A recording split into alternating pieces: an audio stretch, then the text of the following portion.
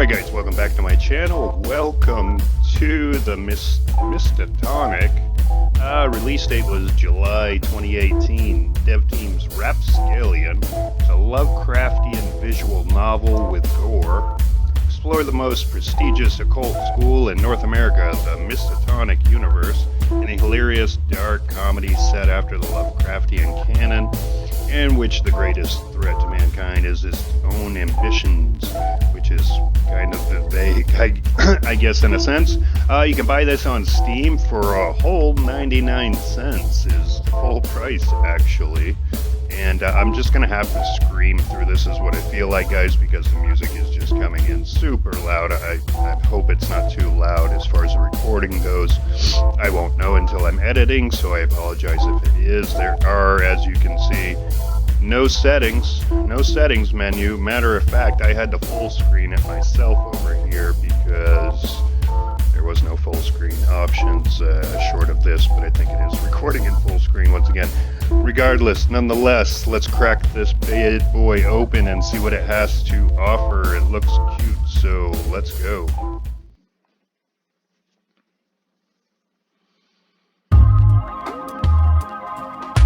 Okay, Mary Peanut Butter. Bonjour, we children's. My name, Marie Peanut Butter, head of occult science at the Miskatonic University. Ours is the most prestigious intuition of dark magic, the occult, and all the strange ghoulies that live in your peripheral vision. I am here today to tell you a story about a little girl that ruined everything. But ruining everything gives you opportunities to make everything better. Oi.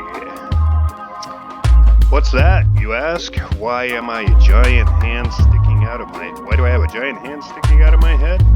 Well, that is because I am French.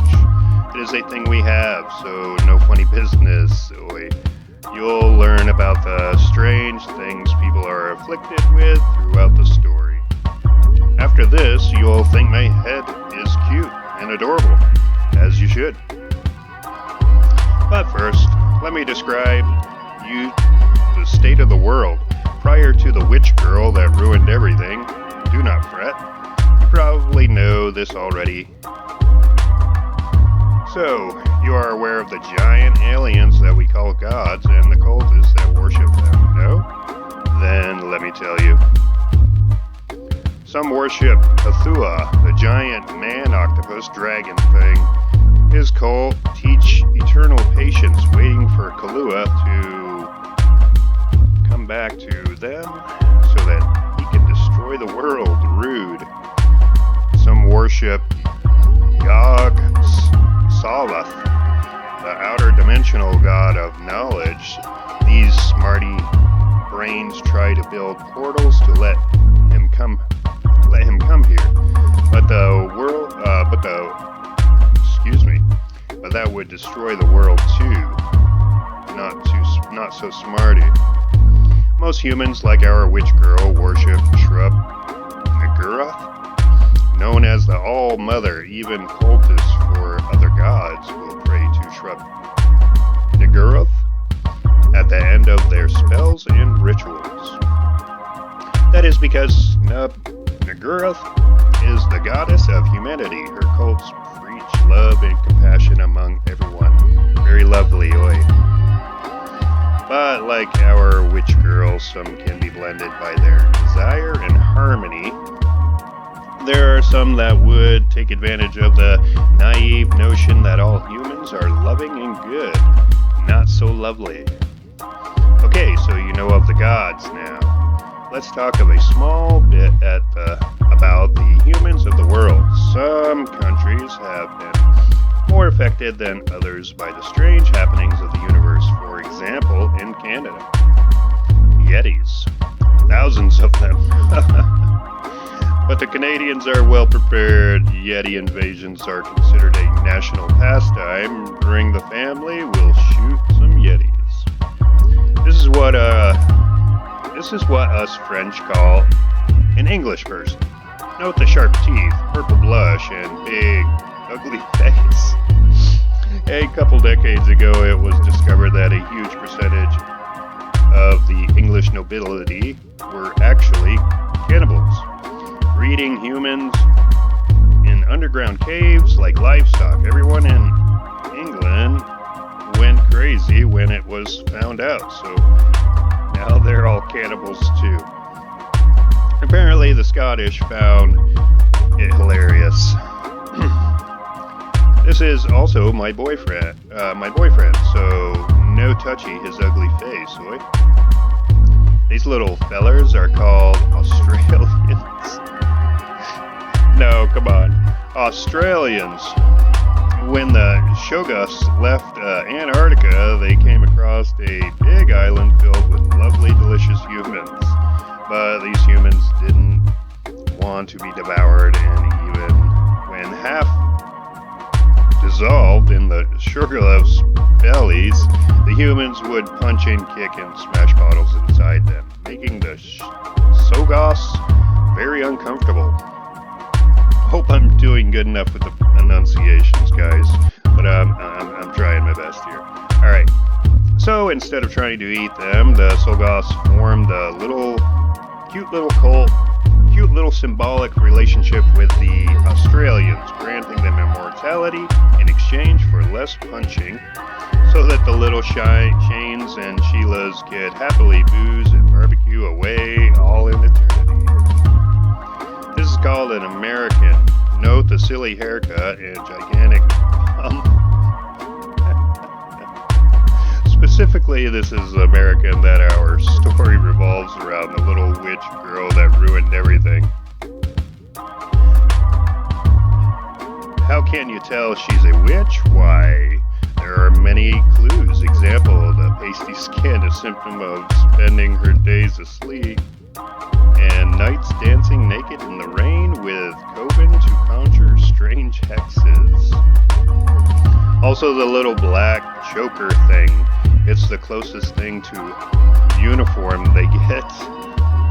Also, she doesn't wash. Oh my gosh. Yeah, you're gonna make me look. Oh, okay, so now we're here. Charlotte Lestrange is her name. Are you gonna make me look like a dumbass in the story? Because it was only like 20% my fault. Our story begins with our smelly dumbass being briefed on the university's secret protocols after just being hired as a security guard for the occult science building. But on her first assignment, she discovers that all not as it seems at this prestigious school. Thanks. Nutsack. Now, Miss Lestrange, you understand that a security agent, your off-site assignments are to be kept in the strictest confidence, even from the members of faculty, and especially the students. Aha! This is Bob now, okay. You also understand that a security agent, you'll be in very real danger, both from physical harm and mental corruption. You understand that your body is subject to mutation at any point during your employment and residence in Arkham. Rad, she says. And finally, you understand that a University of Occult Science, you are obligated to assist with research regarding your supposed magic eyes, and failure to comply will result in your immediate dismissal. Sure. Well then, Miss Lestrange. Welcome to the Miskatonic University. Interesting head you have there, Bob. We got nothing for that. Awesome. Okay. Johnny Legrossi. Oh, right. You must be the new security guard, Charlotte, right? Yep, that's me. Great, I'm Johnny, head of the internal security. I'll be giving you a tour of the building. You'll be patrolling, then I'll show you your quarters. Are you ready to go? Sure. Music's kicking in a bit. Well, you'll be working here in the occult science building. You're a witch, right? Have you dabbled in an occult science? Well, I'm pretty good at the occult stuff, though mostly I use it for my errands and favors for the folks. Plus, a new few hexes, curses, blights, just to keep up with that witchy appearance. Blood into jam, bones into sponge cake, cat into mush. Phallus into tiny screaming vestigial face. Normal stuff. Well, we do things a little differently here this way. Awesome. This is the Aetherum, where students can perform experiments on the Necromonicon. The creature acts as a shield to the outside world, keeping any experiments sterile and quarantining any unexpected summonings. Hi. Hello. We didn't know it could do that. Did you try talking to him? You are going to provide some much needed common sense around here, Charlotte. Possibly. Alright, let's get more interesting each scene, guys. This building also houses oh gosh, with the words, corporeum? A surgical theater where our students can perform vivisections and autopsies on otherworldly creatures. Interesting. Ah, speaking of which, this is Eddie, one of the monster hunters. Thanks to him, our aquarium professors have been able to gather more information on living horrors than any other time in university history. Crazy Eddie. The trick is to figure out where its face is, and then commence repeated punching. Who's the new girl? This is Charlotte Lestrange, a witch from the, oh gosh, Chesnukik Coven. She'll be working security for this building. Hi. Looking after us rascals, huh? Well, just give me a clip round the back of the head if you see me smacking off, and I'll get back to work. Big stuff. Not sure what that means. I have been known to whip some a-hole with my big muscles. Oh my gosh. Let's see here. Crazy Eddie. There you go. Come round the chop shop. You want to see what me and the lads wrangled up the other day? You witches like nightmares, right? Sure, well, the fun ones anyway. Like when your teeth fall out and you smooth them off with sandpaper to make a lovely necklace. Okay. Or when you're running down a corridor in slow motion with a bunch of hands coming out of the carpet and grabbing your ankles, and you finally stop to ask what they want, and it turns out your shoelaces were untied and they were just super concerned of your safety. Or when you are at school and you stand up in class but you forgot your pants and you're embarrassed but everyone compliments your butt. Alright.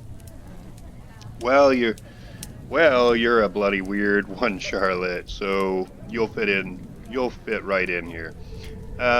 Don't let my sister catch wind of ya. She won't leave you alone, you telling stories like that.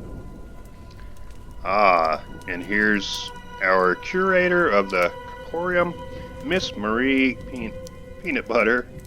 She used to be a Vod shaman from Paris before coming to work with us. As fun and as satisfying the void is, my true passion lies in discovering how things work out. At least when they are dead. Groovy, what's a void shaman? You know, those dark thoughts you have sometimes for seemingly no reason. The ones that tell you jump when you're on the edge of a cliff, or rob the bank when cashing a paycheck, or dropkick a grandma through a stained glass church window at a funeral. Oh yeah, I got those all the time. Well, those are not your thoughts. A few hundred years ago, the French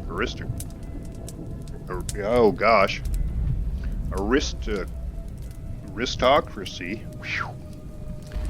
ways of life was a decadent and whim-filled. Their unbridled sauciness only went and summoned a bloody hedonism god. Damn thing lives under the Paris catacombs, communicates telepathically with people all over the world, urging them to give in their darkest whims. The French get it the worst, of course, so there's their shamans take it upon themselves to do the dark deeds so that the rest of the French doesn't have to. Must be a right giggle. My last act as a shaman before coming here, I took my clothes off, covered myself in lemon cake and green food coloring, and terrorized a local village as a delicious swamp monster. I quite enjoyed that one. Shall we press on with the tour? Sure. Bye, you guys. So, not to be rude, but judging from the bandaged up arms and the sick eye scar and the terror lines in your hair, I'm getting the impression that security work here is, a little dangerous. Oh, no, not for you, at least. The occult science building is probably the safest on campus. Because if something went wrong in the building, we'd all be too dead to notice. Poof. Don't listen to her. She just a little jealous that the new girl gets the cushy gig while she's stuck in the math department. What happens in the math department? What doesn't happen in the math department? There's nothing so cold, so unforgiving, so dark as the mathematicians. The universe is not in an equation, they shriek. Behind their burnt hair and sludge-tainted cardigans, one that can be solved. But how do you solve the equation of a dozen screaming children being ingested by a black swirling chasm of teeth and clawing hands open at the far end of the classroom by one of their damnable equations? Damn you, young Henry. Carry that damned too. Okay. So let's carry on with the tour. Let's go to the library. Jesus. Awesome. Each building hosts a small library dedicated to researching and documenting the subject that building students are studying. Here in the occult science building, we keep an original copy of the Necromanicon, as well as translated copies for our foreign exchange students. That's a lot of knowledge. Ah, and here's our librarian, Charlotte. Meet Miss Emily Sacharian? Sachari? I can't do it. Oh, blue. Hi, I love your mask. I didn't know you guys had a Sogoth here, and a tame one too. Oh, Emily isn't a Sogoth. She just a small accident with a necromanin, I can't do it, guys, a while ago, ended up like this.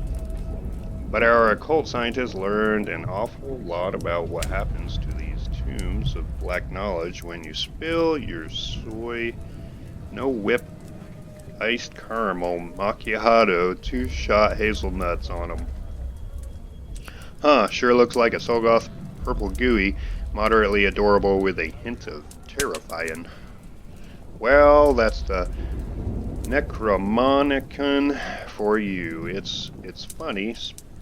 Spilling a non-fat frappuccino with extra whipped cream and chocolate sauce just turns you into a puddle of loose bones and blood. Still hasn't stopped Emily from performing her duties, eh, Emily? Fu you Jew. Alright. Shall we press on? Okay, nice to meet you, Emily. Charlotte, this is Lizzie of Dunwich of Yog Soggoth Consultant. She's taught us quite a lot about the outer dimensions during her time here. Lizzie, Charlotte's the new security witch. Aw, she's cute. Are you the sort of witch that does the necking in the rain, or the sort of witch that does the lucky charms and the big hats? The rain kind. You and me are gonna get along-ish. So, like, how come I can't... What are you? I'm a Lizzie. What are you? No, I mean, why do you look like a shadow, or like a part of my eyeball has stopped working? It's because humans can't see, because they're all afraidy of me and my sinisterest appearances. Everything else can see me. Wise dodgies all tuck tails whenever I go near them. Lizzie is an example of a mental phenomenon found only in humans, known as cerebral voiding. It's a trick by the brain to preserve the sanity of its courier. When a person comes across sights too horrible to comprehend, their brain refuses to render it, instead showing a black silhouette in the place of the sight itself. Interesting. Essentially, instead of Lizzie's insanity-inducing true form, your brain is projecting you by showing a shadow instead. But I saw that interviewer no problem, the guy whose face was just teeth and gums, and the girl with hands sticking out of the head, and Emily the librarian. Yes, Lizzie and her Dunwichian sisters are in a league of their own when it comes to horrific appearances. We sent a lot of students to the asylum trying to figure her own. Okay. That is awesome. Alright. I think, guys, because there's no actual, like, stopping point, I don't know, but I think we'll end this part right here. I don't know how much further it's going to go, if there's even any chapters, checkpoints, or save points, or what have you. I would have to say, though, I'm very interested in the game. It's very, very different, very Tim Burton-y, very Lovecraftian, definitely, for sure. If you're not familiar with Lovecraftian inspired visual novels or games or movies or what have you, guys, H.P. Lovecraft was a writer many years ago who wrote some pretty interesting, pretty out there concepts of novels that I would have to say are magnifique. Definitely should check out some Lovecraftian material other than this, what I'm presenting you now. But nonetheless, we're going to end this one here. Hopefully you guys enjoyed it. And until next time, we'll see you later.